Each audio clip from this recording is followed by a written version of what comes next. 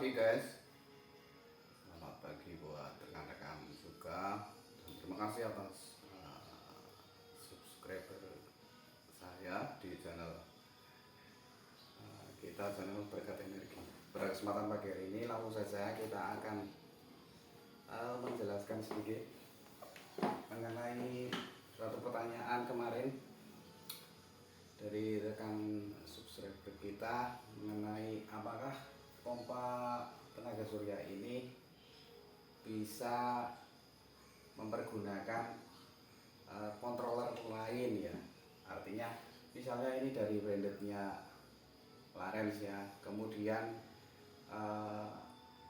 kita punya controller misalnya dari pabrikannya katakanlah Difull lah, atau Hipsum atau dari mana. Kalau branded itu rata-rata kan biasanya rebranding saja ya. Kalau pompa-pompa yang made in China itu rata-rata tuh rebranding, jadi mereka bisa pakai merek apa saja, tetapi yang memang ada perbedaan agak jauh mungkin di model casing ya, seperti ini yang dari pabrikan dengan brand Difull itu. Kalau yang model hybrid rata-rata seperti ini. Ada juga sih sebenarnya brand lain juga sama casingnya kayak gini sebenarnya, yang banyak beredar di di Indonesia juga banyak, hanya brand saja yang beda. Tetapi kalau yang misalnya ini kan sudah berbeda jauh. Nah, kemudian kita akan menjelaskan misalnya nih sama yang ini saja yang agak imbang ya. Umpama ini kita pabrikannya kan dari Difull atau brandingnya ya, brandnya dari Difull, ini dari Hangge. Apakah ini bisa dipergunakan dengan diganti, umpama ini mengalami masalah, kemudian kita akan ganti dengan controller dari merek lain ya. Nah, saya akan jelaskan bahwa jawabannya bisa sepanjang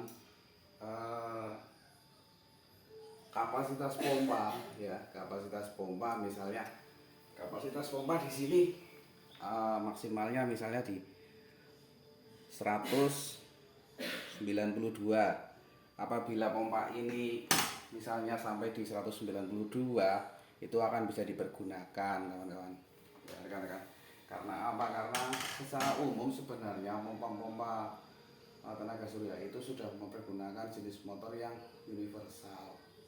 Jadi bisa misalnya rekan-rekan punya controller yang tidak terpakai dari pabrikan lain misalnya, apakah bisa digunakan? Bisa, sepanjang voltase itu paling tidak mendekati ya, atau kapasitas pompa itu mendekati. Misalnya pompa kapasitas seperti ini 600 watt. Kemudian kita analogikan ini pompa dari brand lain lah, ini 750 watt dari brand lain itu bisa digunakan, tidak ada masalah. Baik yang tipe yang DC pure seperti ini kan DC pure ya, bukan AC, atau yang sudah hybrid, yang sudah bisa input PLN 220 seperti ini misalnya. Ini kan umpama ini rusak nih, nah kita punya cadangan controller lain, atau kita mencari pasar di Indonesia ini memang agak sulit. Kalau kita cari controller yang hybrid di Indonesia itu sangat sulit ya, baik hybrid maupun yang pure DC pun sulit. Kalau controller pompa beda dengan controller series atau molis itu mudah, tapi kalau controller jenis pompa kita hunting di pasar lokal sini itu wah mumet pokoknya. Nah, jadi misalnya pakai, umpama kita pakai controller yang hybrid ini, yang ini, kemudian kita ganti umpama pakai yang ini, yang biasa, ini model ini biasa dipakai brand Larens ya, ini bisa, tidak masalah, bisa dipergunakan. Jadi tidak usah khawatir misalnya kebetulan ada rekan-rekan yang membutuhkan controller untuk hybrid memesan di kita bisa. Kalau kita nggak ada ya kita indenin gitu saja, yang pasti bisa, tidak perlu khawatir. Oke, saya warna.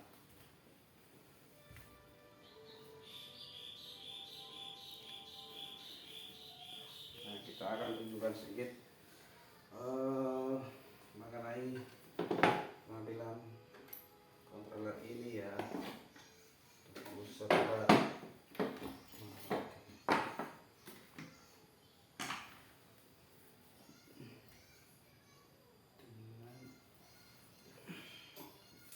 iya,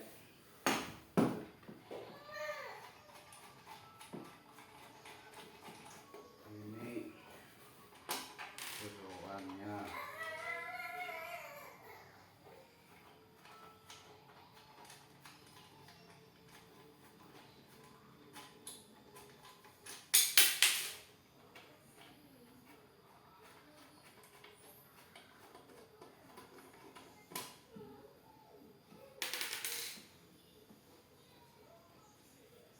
Saya akan buka dulu. Kita akan tunjukkan jeroannya.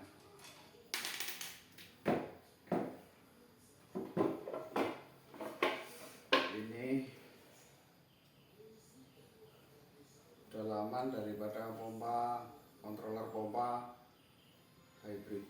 Hybrid ini yang branded dari Devul. Seperti ini. Mudah-mudahan jelas ya, ini kamera saya kurang bagus soalnya. Dalamnya seperti ini. Untuk elko-nya ini sama saja. Elko-nya dengan ini ya, saya akan bandingkan sebentar ya. Buka dulu nih.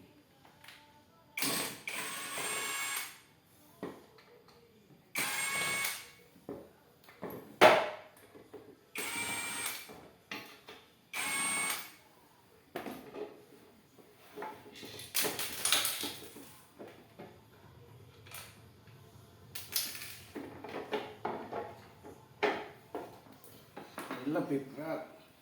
Nah, ini pabrikan biasanya ini yang brand dari Larens atau Hangge juga ada kayak gini model hybridnya. Dengan kapasitor itu rata-rata kalau sudah tipe hybrid itu di 450 volt. Asumsinya kan ini kan tegangan input kan 220 lebih ya, karena ini hybrid AC DC, bisa AC DC. Nah, ini saya tunjukkan sedikit. Ini bisa input AC DC. Berat. Sama dengan ini juga. Nah, ini pabrikan dari China juga, brandednya Devul. Ini sama saja. Ini juga mempergunakan elko 450 volt. Inputnya bisa AC dan DC ya. Saya tunjukkan. Nah, kemudian saya akan tambahkan sedikit bahwa controller walaupun beda pabrikan ya, beda pabrikan, beda brand lah ya, beda brand gitu, beda merek, itu tidak masalah. Sepanjang, saya ulangi, jadi sepanjang voltase pompa atau batas voltase pompa ini tidak terlalu selisih jauh, itu bisa. Yang penting, yang perlu biasanya dicatat itu minimal input voltage. Jadi ini yang harus jadi patokan. Misalnya minimal itu main di 80 atau 90 VDC, karena ini kita membicarakan mengenai input daripada pompa yang bertegangan DC dulu ya. Jadi rata-rata pompa-pompa jenis ini, jenis DC itu kalau kapasitas di bawah 600 watt ya, itu bisa bekerja di tegangan sekitar 70 pun sudah bisa 70. 50-60 volt sudah bisa ini. Mohon maaf saya nggak angkat pompanya dan dekatkan ke kamera ya karena berat, mohon maaf ini ya. Mudah-mudahan bisa disimak penjelasan kita dan ya bermanfaat gitu. Kita di sini hanya sharing saja, masalah dagang itu ketemu nanti belakangan. Persoalan beli atau enggak itu masalah segi nanti ketemu sendiri. Kita hanya menyalakan aspek produk dari segi teknis sedikit yang kita ketahui. Jadi apabila ada rekan-rekan yang lebih profesional, lebih pro dan lebih mengetahui tentang teknis dan data set parameternya daripada pompa-pompa tenaga surya, ya bisa menambahkan pengetahuannya, mengkoreksi di kolom komentar. Demikian. Kita hanya sedikit pengetahuan tentang jenis pompa bertenaga surya. Intinya poin kita pada kesempatan pagi ini kita menjelaskan bahwa pompa tenaga surya ini intinya barangkali yang belum menyimak, meskipun beda brand ya, beda branded, beda merek, kontrolernya tetap bisa dipergunakan. Artinya walaupun kontroler ini dengan ini beda pabrikan, beda merek, itu tetap akan bisa dipergunakan untuk pompa yang sama ya.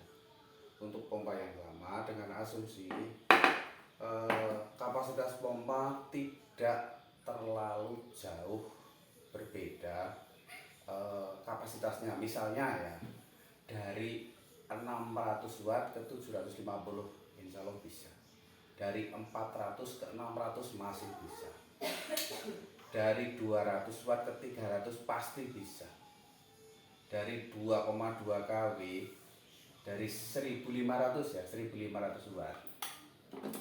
1500 watt itu mana ya contohnya?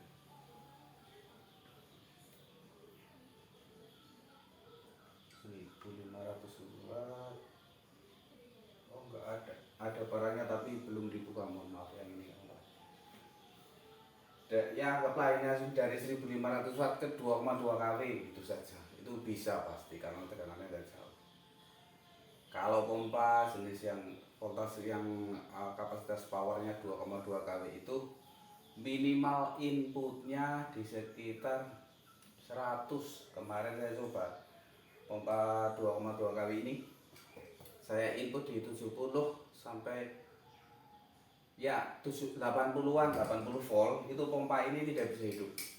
2,2 kW tidak bisa hidup. Ini minimal tegangan 100 VDC ya, 100 VDC baru pompa bisa nyala. Tapi kalau di bawah itu sekitar 80 tidak bisa nyala. Jadi pompa itu memang tetap ada batasannya kawan-kawan ya. Jadi, meskipun ini inputnya DC, tidak bisa serta-merta misalnya input tegangan kita, input kenanya kita tidak bisa. Kalau sampai over voltage juga. Nah ini kita akan jelaskan sedikit mengenai fitur proteksi daripada pompa tenaga surya ini. Sebenarnya sudah cukup bagus ya, sudah cukup bagus. Di sini kita tidak mengendorse produk tertentu. Kita ngomong berbicara berdasarkan pengalaman kita ketika meng-QC berbagai brand. Jadi kita tidak mengendorse produk siapapun. Kita nggak dibayar kok, buat apa sih? Kecuali mereka bayar saya lah. Kita nggak dibayar enggak. Jadi kita ngomong objektif saja. Rata-rata meskipun pompa-pompa tenaga surya ini ya sebagian orang ada yang mengatakan bikinan Cina itu nggak ada yang bagus. Kalau kata saya sih ya opsional saja kawan-kawan. Kalau yang penting pompa itu sudah lengkap fiturnya. Dalam arti begini, pompa itu controller sudah lengkap fitur full protect, misalnya under voltage maupun over voltage seperti ini juga sudah ada fitur itu, sudah enak sebenarnya. Jadi ketika arus atau voltage dari solar panel itu berlebihan atau over ya, itu akan auto protect, ditampilkan dengan error code ya. Biasanya ada kalau kalau yang model ini, pabrikan ini, yang dari Hangge ini ditampilkan dengan istilah ada E1, E2 itu ada ya. Sampai berapa ini? Ya pokoknya ada E1, E2, E3 itu di dalam manual book, di dalam primbonnya itu nanti kalau misalnya ada rekan-rekan yang memesan atau order pompa itu sudah ada petunjuknya.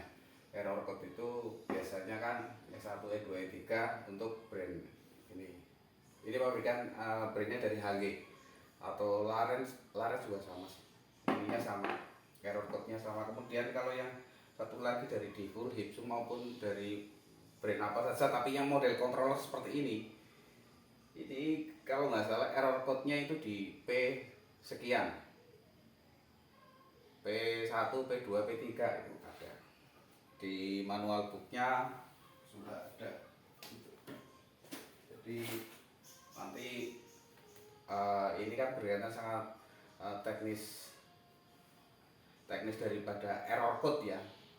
Kalau di buku petunjuknya itu sudah ada. Yang pasti fitur utamanya itu ada under voltage dan over voltage, itu sudah penting sekali karena kalau enggak ya habis nanti controller langsung jebol. Nah, yang belum ada ini yang saya ketemukan itu fitur anti reverse. Jadi ini nih kelemahannya ya yang saya ketemukan. Saya sudah pernah compare ke pabrikan itu. Fitur anti terbaliknya ini sepertinya belum ada. Jadi kalau terbalik polaritasnya dari solar panel memang ini potensial akan rusak ya. Potensial akan rusak di kemungkinan MOSFET. Ini sudah pernah kita temukan sekali soalnya. Kemungkinan itu memang tidak ada fitur anti reverse ini. Jadi anti terbaliknya tidak ada. Ketika terbalik, biusnya tetap bekerja, tidak putus. Semestinya kan putus nih, secara teori kan mestinya bius ini kan putus ketika kita mestinya bius ini kan putus nih. Nah ini, tapi ternyata ketika prakteknya kita jalankan itu enggak. Akhirnya pompa ini mengalami kerusakan. Bukan pompa, sorry ya, controller mengalami kerusakan. Akhirnya ya sudah kita klaim. Ini kelemahannya salah satu bahwa sayangnya itu belum ada fitur anti reverse atau anti terbalik daripada polaritas input solar panelnya ini. Mungkin dalam waktu dekat kita ingin ajukan ke pabrikan supaya menambahkan fitur itu. Sekarang gunanya untuk apa? Di sini ada biusnya tapi ketika kebalik kok malah belandang sampai ke mainboardnya gitu kan nggak guna dong istilahnya gitu.